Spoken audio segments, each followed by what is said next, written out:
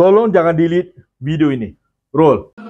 La ilaha illallah wahdah sadaqa wa'dah wa nasara 'abdah.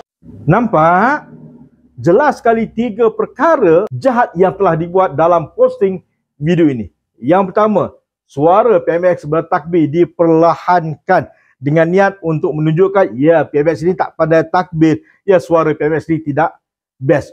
Yang kedua, body language, bahasa badan, riak mukanya ketika mendengar takbir PMX menunjukkan dia sedang meremeh-remehkan, menunjukkan dia sedang memperlekeh-lekehkan, menunjukkan dia sedang memburuk-burukkan kebolehupayaan PMX dalam mengalunkan takbir Hari Raya. Nampak? Dan yang tiga, niat bila dia up posting yang begini, apa niatnya tu?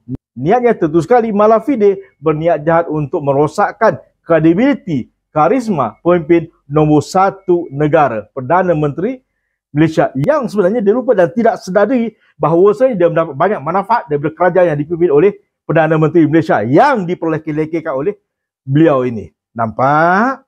La ilaha illallah wahdah sadaqa wa'dah wa nasara 'abdah wa 'azza jundahu wa hazamal ahzaba wahdah.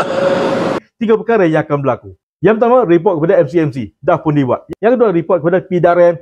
Dan yang ketiga, jika dia kaki tangan kerajaan, maka report kepada CISPA. Segala pahala yang dibuat, amal ibadah yang dibuat akan bagaikan debu-debu yang berterbangan di kerana muflis, kerana mengata Perdana Menteri Malaysia yang ke-10, Datuk Seri Anwar Ibrahim. Nampak? Assalamualaikum warahmatullahi wabarakatuh. Jangan delete video itu.